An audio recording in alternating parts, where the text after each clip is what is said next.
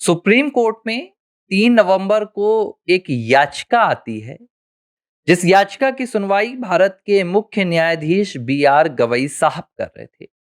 लेकिन इस दौरान बी.आर. गवई साहब ने एक ऐसी टिप्पणी कर दी, जिसे देखने के बाद और सुनने के बाद पूरा देश हैरान है। और देश को यह बात समझ में नहीं आ रही है कि आखिर बी.आर. गवई की इस टिप्पणी के मायने क्या है। क्या वो भारत को एक कमजोर लोकतांत्रिक देश मानते हैं, या वो भारत के भीतर कोई ऐसी मंशा रखे हुए हैं जिसे वे सुप्रीम कोर्ट की बेंच से खुलकर नहीं बोल पा रहे हैं। पूरी कहानी क्या है, पहले मैं ये समझाता हूं और फिर इसके पीछे की आपको हकीकत भी बताऊंगा। 3 नवंबर को दरअसल सुप्रीम कोर्ट में एक याचिका लगाई गई। ये एक पीआईएल थी, जनहित याचिका, जिसमें मांग की गई थी कि भारत सरकार को एक ऐसा निर्देश दिया जाए सुप्रीम कोर्ट के द्वारा, जिसमें सरकार एक नेशनल पॉलिसी बनाए, जिसके अंतर्गत देश भर में जो इंटरनेट पर पोर्नोग्राफी वाली वेबसाइट हैं, उन्हें पूरी तरह से बैन किया जाए और उन पर प्रतिबंध लगाया जाए, ताकि देश की जो सामाजिक स्थिति है वो बेहतर हो सके। क्योंकि 20 करोड़ से ज्यादा ऐसे कंटेंट भारत में उपलब्ध हैं, जिनका सीधा एक्सेस 13 से 18 साल के बीच के जो युवा हैं, टीनेज हैं, वो बिना किसी प्रतिबंध के आसानी से कर लेते हैं। और ये एक बेहद गंभीर चिंता का विषय है। जाहिर सी बात थी कि इतना संवेदनशील विषय था, जिस पर सुप्रीम कोर्ट बेहद गंभीरता से सुन सकता था। लेकिन सुप्रीम कोर्ट के मुख्य न्यायाधीश बी.आर. गवई साहब ने क्या कहा, वो आप सुनिए। बी.आर. गवई साहब ने कहा कि हाल ही में आपने नेपाल में देखा होगा, वहां पर भी सोशल मीडिया पर बैन लगाया गया और फिर नेपाल में क्या हुआ, इसलिए अभी हम इस पर कोई भी फैसला नहीं ले सकते हैं। हाँ, 4 हफ्ते बाद इस मामले पर सुनवाई कर सकते हैं। यानी कि देश भर में पोर्नोग्राफी पर बैन की मांग को भारत के मुख्य न्यायाधीश बी.आर. गवई ने ठुकराया तो ठुकराया, लेकिन उन्होंने पोर्नोग्राफी साइट्स की तुलना सोशल मीडिया साइट्स से कर दी। और तो और, नेपाल में जो अराजकता फैली थी, वैसी अराजकता की उम्मीद उन्होंने भारत में भी कर दी। अब 2-3 सवाल पैदा हो रहे हैं। पहला सवाल पैदा हो रहा है कि सोशल मीडिया की तुलना पोर्नोग्राफी से भारत के मुख्य न्यायाधीश किस आधार पर कर रहे हैं, या उन्हें यह बात समझ में नहीं आ रही है कि भाई जो सोशल मीडिया प्लेटफॉर्म्स हैं, वो सामाजिक प्लेटफॉर्म्स हैं। वहां पर देश के प्रधानमंत्री से लेकर एक आम नागरिक सभी लोग मौजूद हैं। पोर्नोग्राफी सोशल मीडिया कंटेंट नहीं है, या तो भारत के मुख्य न्यायाधीश को इसकी जानकारी नहीं है। अब दूसरी बात, या तो वो बैन नहीं करना चाहते हैं। अब उसके पीछे की क्या कहानी है, वो मैं आपको अलग बताऊंगा। लेकिन जो उन्होंने एक शब्द का इस्तेमाल किया, उन्होंने कहा कि नेपाल में क्या स्थिति हुई थी। अमूमन देखा जाता है कि अदालत इस तरह की बातें नहीं करती हैं। कोई भी न्यायाधीश इस तरह की बातें नहीं करता है कि दुनिया के इस देश में क्या हुआ था, उस देश में क्या हुआ था। नेपाल में जो हुआ वो नेपाल की स्थिति के कारण हुआ। लेकिन भारत में आज तक ऐसा नहीं हुआ कि यहां पर तख्त पलटाए गए हों। लेकिन इस सोच ने कहीं ना कहीं हम लोगों को सोचने पर मजबूर कर दिया है कि भारत के मुख्य न्यायाधीश क्या इस बात का इशारा कर रहे हैं कि भारत का लोकतंत्र बहुत कमजोर है, और यहां पर इस तरह का कोई भी फैसला लाना अराजकता की स्थिति को खड़ा कर सकता है। क्योंकि ऐसी ही बातें उन्होंने मॉरिशस में भी की थी, जहां उन्होंने कहा था कि भाई भारत में बुलडोजर का कानून चल रहा था, और हमने जल्लाद बन चुकी सरकारों का और उनके बुलडोजर के कानून को खत्म किया, और जनता का शासन रह पाए, इसकी हमने कोशिश की। तो ये कहीं ना कहीं मानसिकता तो बी.आर. गवई के जहन में पहले से है कि भारत में लोकतंत्र कमजोर है, लोकतंत्र मजबूत नहीं है। तो या तो ये बात वो खुलकर कह दें, क्योंकि भाई अभी वो भारत के मुख्य न्यायाधीश हैं। 23 नवंबर को वो रिटायर्ड हो जाएंगे। या तो वो जो 6 अक्टूबर की घटना हुई थी, ये उसका नतीजा है कि अब वो हर बात में कहीं ना कहीं भारत की जनता को दोषी ठहराना चाहते हैं, भारत की जनता को अराजक बताना चाहते हैं। क्योंकि इस देश का जो एक बहुसंख्यक वर्ग है, खासतौर पर उसे ही हर बात का जिम्मेदार ठहराया जाता है। क्योंकि अल्पसंख्यक को तो डरा हुआ, सहमा हुआ, कुचला हुआ बताया जाता है।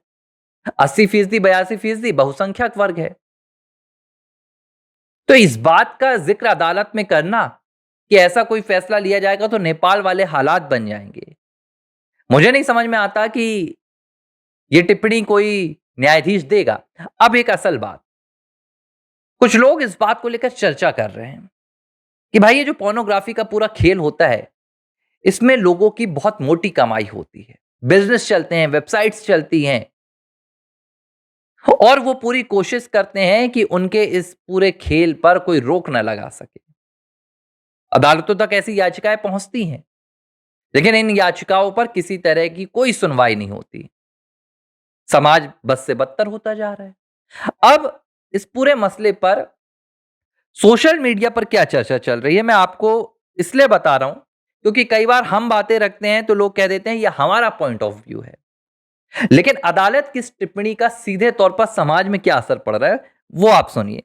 कि जब ये न्यूज सामने आई कि बी आर गवई ने इस तरह की टिप्पणी की है पोर्नोग्राफ पर, उन वेबसाइट्स पर बैन को लेकर, तो सोशल मीडिया पर एक यूजर है सौरभ सिंह, और ये कहते हैं कि क्या सुप्रीम कोर्ट अब ये कहना चाह रहा है कि हम सिर्फ न्याय संभालेंगे, आपकी गूगल की हिस्ट्री नहीं। ये एक उन्होंने तंज कसा कि कैसे गंभीर मसलों पर सुप्रीम कोर्ट जो छोटे-छोटे मसलों पर संज्ञान लेता है, लेकिन इस तरह के गंभीर मसलों पर खुद के हाथ-पाँव पीछे खींच लेता है।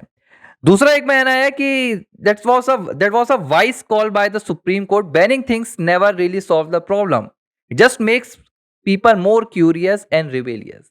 ये भी वही बात का जिक्र कर रहे हैं जो बी आर गवई ने कहा कि ऐसी चीजें अराजकता फैला सकती हैं। अब मुझे नहीं पता कि भाई पोर्नोग्राफी वेबसाइट पर भारत में अराजकता क्यों फैल सकती है। भारत में तो अराजकता तब नहीं फैली थी जब साल 1975 में भारत के सिर पर, भारतवासियों के चेहरे पर इमरजेंसी थोपी गई थी।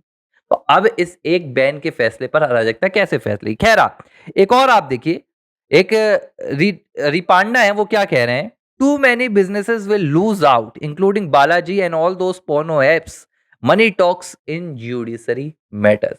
इनका कहना है कि बहुत सारे ऐसे एप्स चलते हैं, बहुत सारी ऐसी वेबसाइट्स चलती हैं जिनकी इन पोर्नोग्राफिक कंटेंट से एक मोटी कमाई होती है। अगर इस तरह के बैन का फैसला लिया जाता है तो ये सीधे तौर पर इनके करोड़ों के धंधों को खत्म कर देगा, और शायद इसीलिए कहीं ना कहीं इन याचिकाओं पर फैसले नहीं आ पाते हैं। कुछ लोग कह रहे हैं कि सुप्रीम कोर्ट पूरी तरह से अपना दिमाग खो चुका है। अब साइटिंग एक बात देखिए जो नेपाल का उन्होंने जिक्र किया, इस पर एक क्या यहाँ पर कमेंट आया है, citing Nepal's Gen Z protest, it is a critical point, it underscores the global tension between digital freedom and content regulation. A nationwide ban is a short term fix. Policy needs to address the root issue of access.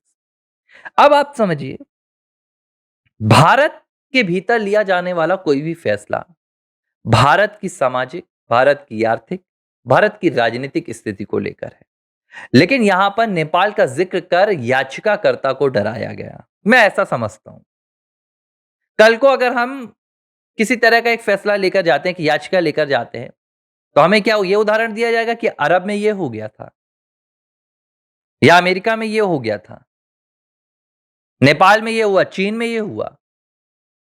इस तरह कहीं ना कहीं अदालतों की बढ़ती हुई असंवेदनशीलता नजर आ रही है। इससे पहले भावी जो जस्टिस हैं, अभी सीजेआई होने वाले सूर्यकांत, उनका एक बयान आया था जिसमें उन्होंने शादी को गुलामी बता दिया था।